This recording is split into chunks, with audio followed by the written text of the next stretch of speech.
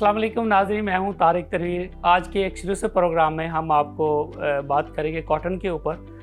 Cotton हमारे पाकिस्तान की बहुत ही अहम फसल है और किसान की सारी इकनॉमी जो होती है वो उसी की फसलों की जो इकनॉमी होती है वो पड़ी होती है कि कौन सी फसल उसने कब उगानी है, कैसे उगानी है और क्यों उगानी है। तो पाकिस्तान में देखा गया कि कॉटन पिछले चंद सालों से अपनी कॉस्ट ऑफ प्रोडक्शन बढ़ने की वजह से जो है ना डिक्लाइन में गई। तो गवर्नमेंट की बड़ी इसके ऊपर ज़रूरत थी कि हम कॉटन को दोबारा रिवाइवल करें, इसको लेके जाएं। तो आज में हम मौजूद हैं director general paste warning and quality control of pesticide Punjab के ऑफिस में।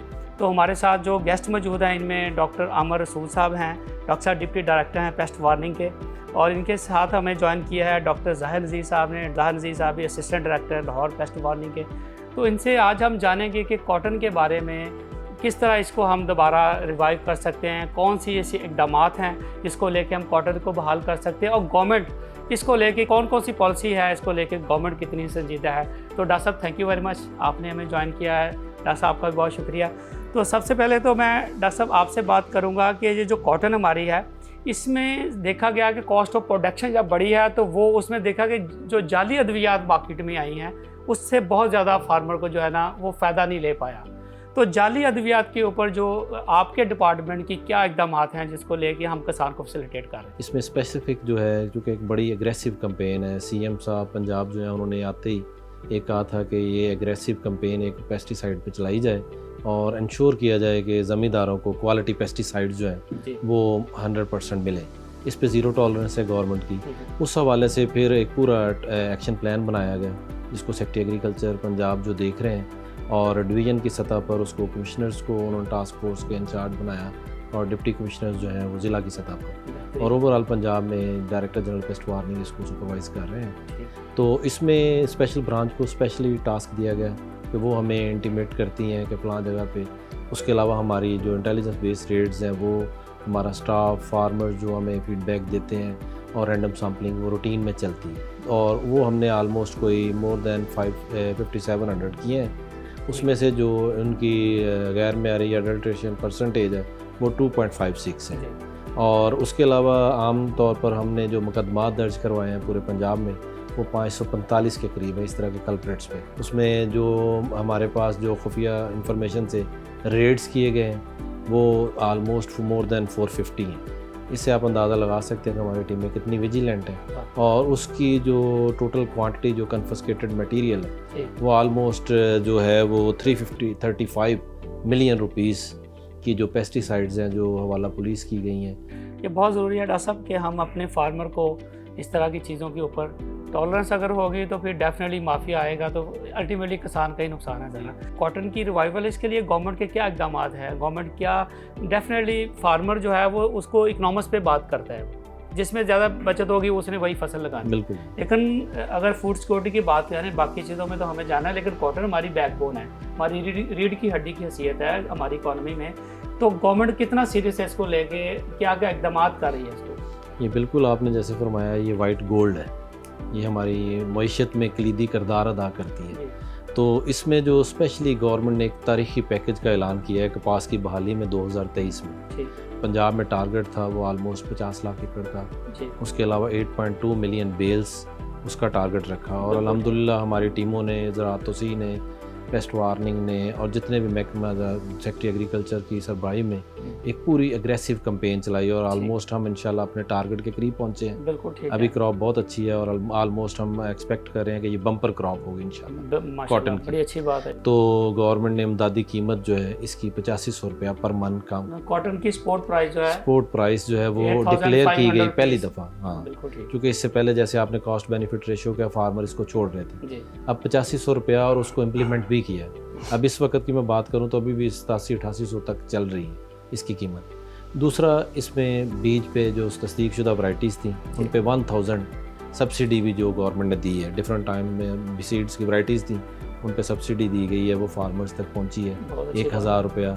उसके अलावा तहरी पानी की यकीनी बनाया गया, पोटाश और फास्फोरस खादों पर सब्सिडी का ऐलान किया गया, पर्टिकुलरली कॉटन के लिए स्पेसिफिक, और जहाँ पे कॉटन थी वहाँ पे इंश्योर किया गया कि नहरी पानी की बंदी ना हो। वो इरिगेशन डिपार्टमेंट सेक्रेटरी साहब की हिदायत थी, उसको भी फॉलो पूरा उन्होंने किया, और अल्हम्दुलिल्लाह इस तरह की शॉर्टेज जहाँ भी कहीं पॉइंट आउट हुई है फौरी उस पर गवर्नमेंट ने अपना किया है। उसके अलावा जो फार्मर्स की फ़नी तरबियत वो रेगुलर फीचर है हमारी, वो टीमें वो पूरा पेस्ट स्काउटिंग कर रही हैं, साथ साथ उसकी प्रोडक्शन टेक्नोलॉजी पे भी महकमा ज़राअत तौसीह की टीमें हैं, उसके अलावा पेस्ट वार्निंग की टीमें हैं, और ये टीमें जो हैं जगह उनके डोर स्टेप पे जाके उनको हम फ़नी तरबियत दे रहे हैं। उसके अलावा जो मेन इम्पॉर्टेंट है, तहसील की सतह पर सहूलत सेंटर्स कायम किए गए हैं जहाँ पे उनको पेस्टिसाइड्स जो भी मल्टीनेशनल कंपनीज़ की न्यू केमिस्ट्रीज़ हैं वो थोड़ी मतलब कंपनी रेट पे दी जाती हैं, जो मिडल मैन है उसका नहीं, उसके उनको बड़ा बेनिफिट है। उसके अलावा इसमें जो मेन है सबसे मैं समझता हूँ कि मुकाबला जात, जो पैदावारी मुकाबला जात हैं पंजाब की सतह पर और ज़िला की सतह पर, ये उनका ऐलान किया गया कि ताकि मोटिवेशन ऑफ फार्मर में वो बढ़ होगा तो मोटिवेशन होगी, बिल्कुल वो बढ़ चढ़ के इसको कोशिश है, उसमें इनाम रखे गए। तो वो भी अनाउंस किए हैं वो गवर्नमेंट ने जो पंजाब की सतह पे जो हमारा कॉटन की प्रोडक्शन में जो पैदावार में सबसे फर्स्ट नंबर पे आएगा उसके लिए 15 लाख, और इसी तरह ज़िला की सतह पे 8 लाख। तो ये इनिशिएटिव है, मैं समझता हूँ एक तारीखी पैकेज है जो कि गवर्नमेंट ने ऐलान किया और इसको पाकिस्तानी हिस्ट्री में पहली दफ़ा हुआ। चूँकि कॉटन तो हमारी वैसे ही बड़ी अच्छी पहले होती थी, लेकिन अब जो बड़ा ज़रूरी था गवर्नमेंट को इसके ऊपर लेना। देखिए बड़े अच्छे इनाम उन्होंने रखे, और बाकी जिस तरह आपने फरमाया कि गवर्नमेंट जो है ना इस तरह के पैकेज लेके जा रही है, और आप अपने टारगेट के बिल्कुल करीब बैठे इंशाल्लाह। डॉक्टर साहब अब हम डॉक्टर ज़ाहिर जी साहब की तरफ चलते हैं। डॉक्टर साहब आप बताइए कि जो कॉटन की हमारी फसल है इसमें कौन कौन से कीड़े हैं ऐसे जो हमारे फार्मर को पता होना बड़ा ज़रूरी है कि ये कीड़े जो है ना इनसे बीवेयर होना बड़ा ज़रूरी है, इस पर आपने नज़र रखनी है सर। रस चूसने वाले कीड़े पत्ते जो हैं, चूँकि वो खुराक बनाने की फैक्ट्री है जी। अब पत्ते अगर सेहतमंद होंगे तो वो पौधा बेहतर खुराक बनाएगा, उतनी फल को अच्छी खुराक मिलेगी और हमारी पैदावार बेहतर होगी। रस चूसने वाले कीड़ों में फसल उगने के साथ ही थ्रिप्स का हमला शुरू होता है। कीड़ा है वो छोटा सा बारीक कीड़ा होता है, वो हमलावर होता है। उसके बाद जब असल पत्ते ट्रू लीव्स निकलना शुरू होते हैं तो फिर वो उसके साथ साथ सफ़ेद मक्खी और जेसड का हमला, जिसको सब्ज़ तेला या चुस्त तेला भी कहते हैं, वो शुरू हो जाता है। इसके अलावा बाज़ दफ़ा अगेती कपास में सुस्त तेले का हमला भी, एफिड का हमला भी आता है। तो ये कीड़े स्टार्ट में शुरू में फसल पर हमलावर होते हैं। इसके बाद टिंडों के सुंडियाँ हैं, वो जब फल बनने का मरहला शुरू होता है, वो तकरीबन जब पौधे की उम्र 1 माह से कुछ ज़्यादा होती है तो पहली वो डोडी जो है पौधा वो बनाता है, वो निकालता है। उसके फिर कुछ अर्सा बाद साथ फिर दूसरे इन कीड़ों का हमला, जो टिंडों वाला है, सुंडियाँ हैं, इनका हमला शुरू हो जाता है। इसमें बहुत ज़्यादा जो नुकसान है वो गुलाबी सुंडी का है, जो आजकल कपास पे मसला बना हुआ है। इसके अलावा सुंडियाँ कुछ दीगर भी हैं, जितकबरी सुंडी हमलावर होती है, अमेरिकन सुंडी होती है, और कुछ पत्तों को खाने वाली हैं जिनको लश्करी सुंडी कहते हैं, वो भी हमला करती हैं। ये सारे कीड़े जो है ना कपास की फसल, चूँकि एक बड़ी नरम और नाजुक सी फसल है, इस पर सारी चीज़ें बहुत ज़्यादा नुकसान हो जाती हैं। तो डॉक्टर साहब ये बताएं कि आप हमारे फार्मर को कैसे पता चलेगा कि ये कौन सी सुंडी है? पेस्ट स्काउटिंग के बारे में बताइए, पेस्ट स्काउटिंग है क्या, और हमारे फार्मर को कैसे पता चलेगा ये पेस्ट स्काउटिंग है और ये आपका लेवल है जिसके ऊपर आपने बीवेयर होना है कि आपने इसके ऊपर काम करना? जी बिल्कुल, पेस्ट स्काउटिंग जनाब ये बहुत एक अहम तरीका है, एक मरहला है जिसके ज़रिए हम अंदाज़ा लगाते हैं कीड़ों की तादाद का। तो मुख्तलिफ़ कीड़ों की तादाद का, रस चूसने वाले कीड़ों की तादाद का अंदाज़ा लगाने के लिए हम खेत में मुख्तलिफ़ जगहों पे 20 पत्ते चेक करते हैं, जिसमें ऊपर वाले, दरमियान वाले और नीचे वाले पत्ते शामिल होते हैं। उस पर जितने भी रस चूसने वाले कीड़े हैं, मसलन थ्रिप्स है या सफ़ेद मक्खी है या जो सब्ज़ तेला है, उनकी तादाद शुमार करते हैं और उनको फ़ी पत्ता जो है ना वो उसकी एवरेज निकाल लेते हैं। थ्रिप्स के लिए जो है उसकी मुआशी नुकसानदेह वो 8 से 10 फ़ी पत्ता हो तो वो कहते हैं कि स्प्रे की ज़रूरत है। उससे पहले स्प्रे शुरू में ख़ास तौर पर तलवसा अवॉइड करनी चाहिए। जेसड के लिए 1 बालग या बच्चा फ़ी पत्ता हो तो सब्ज़ तेले के लिए फिर स्प्रे की सिफारिश की जाती है, और सफ़ेद मक्खी के 5 बालग और बच्चे मिलाकर दोनों। तो डॉक्टर साहब इसके लिए कोई पर्टिकुलर इंस्ट्रूमेंट्स होते हैं या आप आम आँख से ही उसको देख रहे होते हैं? जी, छोटे कीड़े जो हैं वो देखने के लिए हम लेंस भी इस्तेमाल करते हैं फील्ड में। क्या ये लेंस जो है फार्मर जो है इनको लेना चाहे या उनको पता हो कि हमने जो लेना है तो वो कहाँ से ले सकते हैं? ये लेंस मार्केट में मिल जाते हैं, साइंटिफिक स्टोर से मिल। आपने कोई ऐसे फार्मर अपनी पेस्ट स्काउटिंग के दौरान देखे किसी फार्मर के पास उसके पास इंस्ट्रूमेंट हो?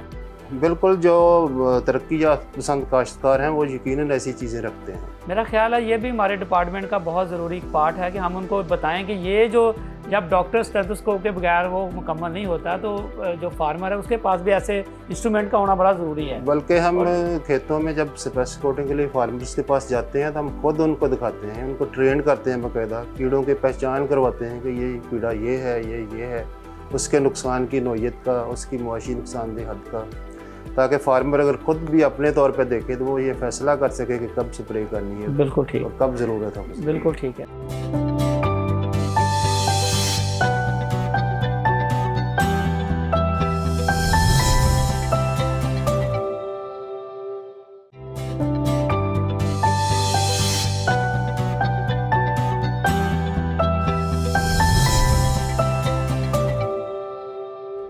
जो रस चूसने वाले कीड़े, इनके ऊपर आप बड़ा कोई ऐसा बताएं कि उसको कैसे, सबसे पहले उसकी पहचान। इसमें नंबर 1 पे जो हमारे लिए बहुत ज़्यादा दर्द-ए-सर बनी हुई है वो कपास की सफ़ेद मक्खी है, उसके बाद सब्ज़ तेला, फिर उसके अलावा आजकल जैसे मिलीबग का हमला शुरू हुआ है।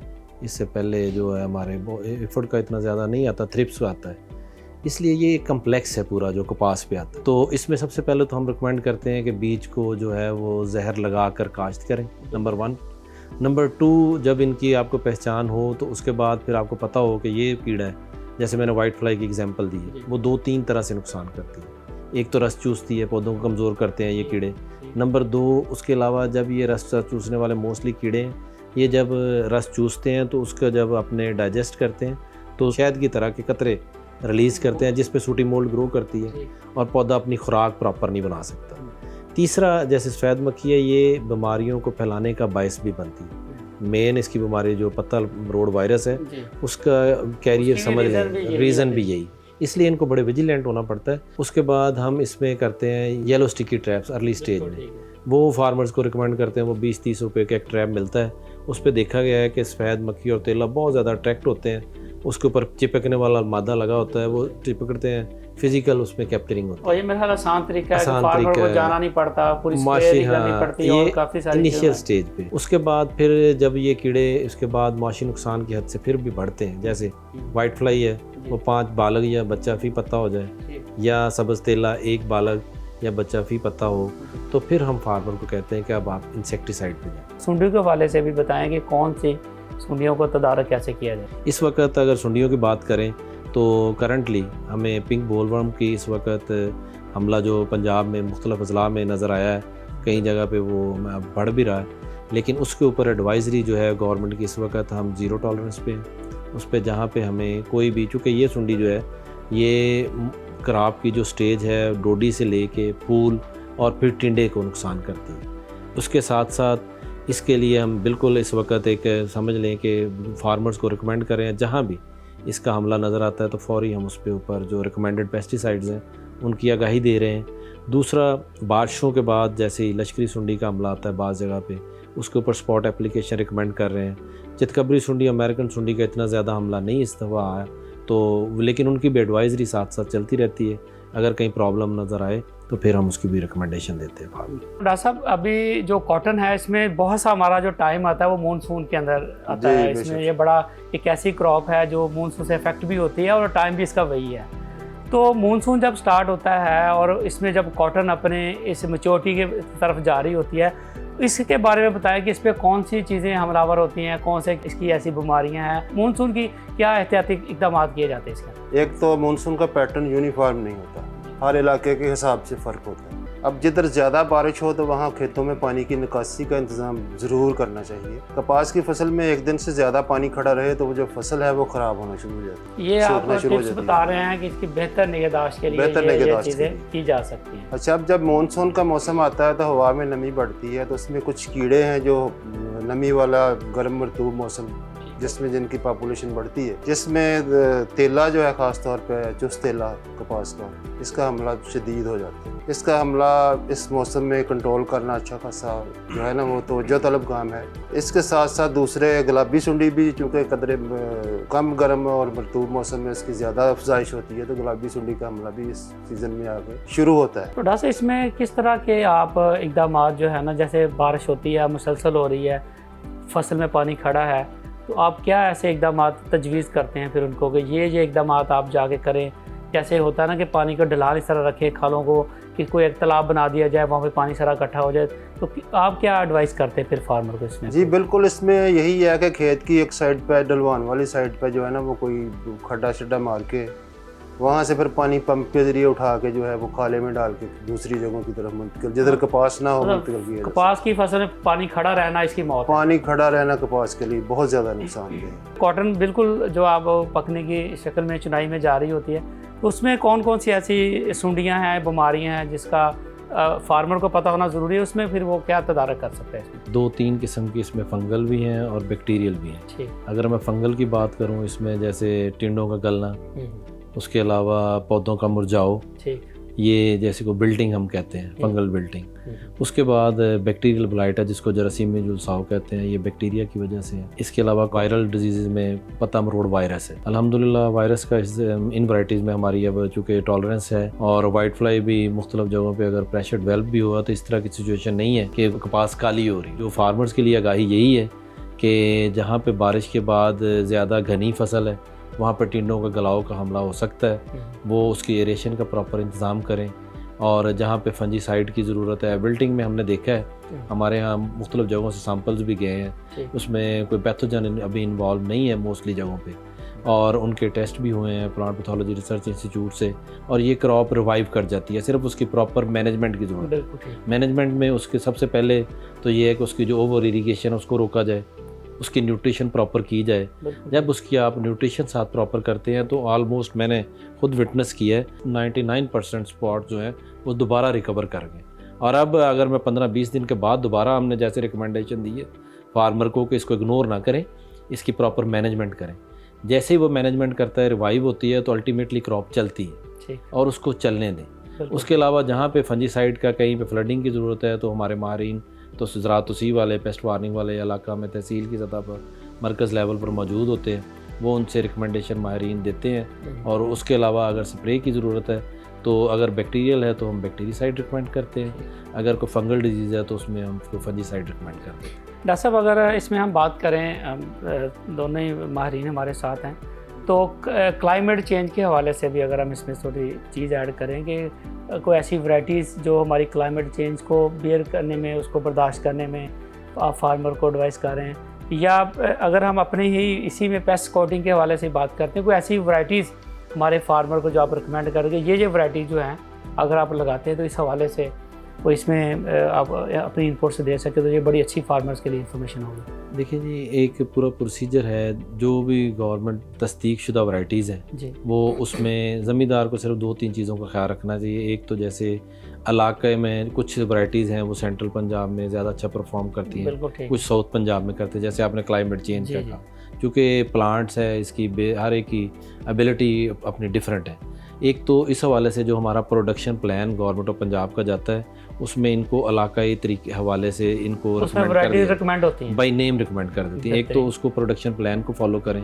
दूसरा, अभी चूँकि मैंने जैसे बताया कि 3 जीन वैराइटीज़ अच्छा परफॉर्म कर रही हैं जो इसमें अप्रूव्ड भी हैं, उनको ज़्यादा काश्त करें। अगले साल मैं आपको एक और खुशखबरी देता जाऊँ, सेक्रेटरी एग्रीकल्चर साहब और government of Punjab agriculture department इस पर बड़ा कीन है कि हमने जो 1000 रुपया सब्सिडी इस साल अगर 2 लाख एकड़ पे दी है, अगले साल गवर्नमेंट इसको 20 लाख एकड़ पे लेके जा रही है। तो ये फार्मर्स के लिए वो होगी सिर्फ वही तस्दीक शुदा वैराइटीज़ का क्वालिटी सीड होगा जिस पे ये गवर्नमेंट देगी। ये एक बहुत बड़ा इनिशिएटिव इंशाल्लाह कपास की बहाली की जैसे आप बात कर रहे हैं गवर्नमेंट की तरफ से है। हमारे फार्मर को कोई मैसेज दें इस हवाले से कि वो किस तरह अपनी फ़ी एकड़ इनकम को या फ़ी एकड़ पैदावार को लेके इनकम को बेहतर कर सकते हैं, तो ये बड़ा ज़रूरी है कि आप क्या मैसेज देना चाहेंगे इस हवाले से? फार्मर्स को आगाही देनी चाहिए कि ये आपने पेस्ट स्काउटिंग हफ्ता में 2 दफ़ा अपनी फील्ड में जाएं, पेस्ट स्काउटिंग करें और जो उसमें कीड़े बीमारी जिसका हमला आता है उसका फौरी स्प्रे करें। नंबर 2 मैसेज है कि उसकी न्यूट्रिशनल मैनेजमेंट भी करनी है, जहाँ पे कोई माइक्रो न्यूट्रिएंट्स का स्प्रे है। बारिश के बाद हम जैसे आजकल एक मानसून का एक्सपेक्टेड है स्पेल आएगा, उसके ऊपर प्रॉपर हम कहते हैं जी magnesium sulphate, zinc sulphate, boric acid, इसका यूरिया का 2 किलो मिला के स्प्रे करें। इसकी न्यूट्रिशनल मैनेजमेंट जितनी करेंगे क्रॉप चलेगी। अभी क्रॉप को चलने दें क्योंकि रेट बहुत अच्छा है, फार्मर्स विजिलेंट है, हमने देखा है कि ऊपर ग्रोथ भी प्लांट ले रहा है, ऊपर फ्लावरिंग आ रही है। उसके अलावा मेन इंपॉर्टेंट जो इस वक्त वो क्लीन कॉटन पिकिंग। उस पर हमारी टीमें जो है पंजाब एग्रीकल्चर डिपार्टमेंट की हैं, उसमें हमारे फीमेल ऑफिसर्स हैं, वो लेडी पिकर्स को ट्रेनिंग भी दे रही हैं। इस पे हम यही कहते हैं कि एक तो अपने सर को ढांपें, बालों को कवर करें, ट्रैश वगैरह का ना आए, सूती कपड़ा यूज़ करें, जहाँ पे इसको डेयरी लगाते हैं वो उसको प्रॉपर प्लेस खुश्क जगह ड्राई हो। इस तरह ये प्लांट प्रोटेक्शन मेजर्स और उसकी न्यूट्रिशनल मैनेजमेंट, इससे इसको चलाया जा सकता है। ये एक पूरा इसके ऊपर ना अब ये बड़ी क्रिटिकल स्टेज है, तो इंशाल्लाह मतलब बेस्ट क्वालिटी पिक जो वो भी आ रही माल, तो एक्सीलेंट क्वालिटी पिक होगी, रेट भी होगा, तो इंशाल्लाह फार्मर जोर भी लगा रहे हैं। महकमा गवर्नमेंट उसके शाना बशाना है, तो इंशाल्लाह हम एक्सपेक्ट करते हैं कि ये हम अपना टारगेट इंशाल्लाह पंजाब का अचीव करेंगे। ऐसा आपसे मैं जो अगर हम किसान के जो पैगाम के हवाले से पूछना चाहूँगा कि जो pre harvest and post harvest इसकी अगर हम बात करें, इसमें जो पेस्ट वार्निंग या हमारी पेस्टिसाइड का कितना किरदार है फार्मर के लिए, कि अगर वो बिल्कुल रेडी उसको चुनाई हो रही है, चुनाई के बाद प्री हार्वेस्ट के हवाले से यही है कि अमूमन जब फुटी वगैरह कपास की खिलना शुरू हो जाती है, काश्तकार तवज्जो छोड़ देता है।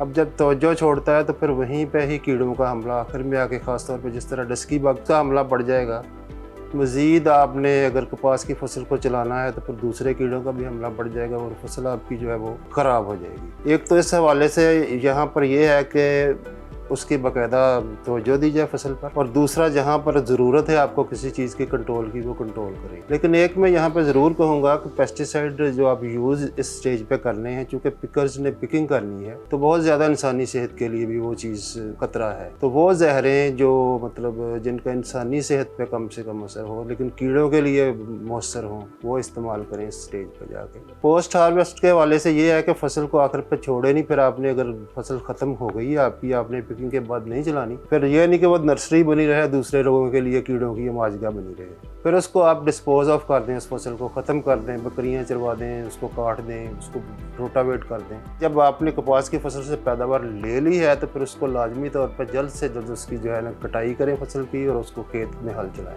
ये तो नाज़रीन आपने जैसे देखा कि आज की एक्सक्लूसिव प्रोग्राम में हमने जो पेस्ट वार्निंग और क्वालिटी कंट्रोल पेस्टिसाइड के ऊपर हमने बात की, हमारे माहिरीन ने इसके ऊपर बात की। ये बड़ा ज़रूरी था कॉटन की रिवाइवल, इसकी बहाली के लिए। जिस तरह हर इंसान अपनी ज़िंदगी में जहाद लड़ता है, किसान का भी जहाद यही है कि वो अपनी इस फसल को लेके ना सिर्फ हम अपनी इंपोर्ट को बंद कर पाएँ बल्कि इसे एक्सपोर्ट करके भी अपने मुल्क के ज़रिए मुबादला को बढ़ाने में, अपने मुल्क को खुशहाल करने में अपना किरदार अदा करें। उम्मीद है कि आज के प्रोग्राम में जो हमने मालूमात आपको दी हैं कॉटन की जो पेस्ट वार्निंग के हवाले से, वो आपके लिए बड़ी फ़ायदेमंद साबित होंगी। अपने मेज़बान तारक को दीजिए इजाज़त। अल्लाह हाफ़िज़।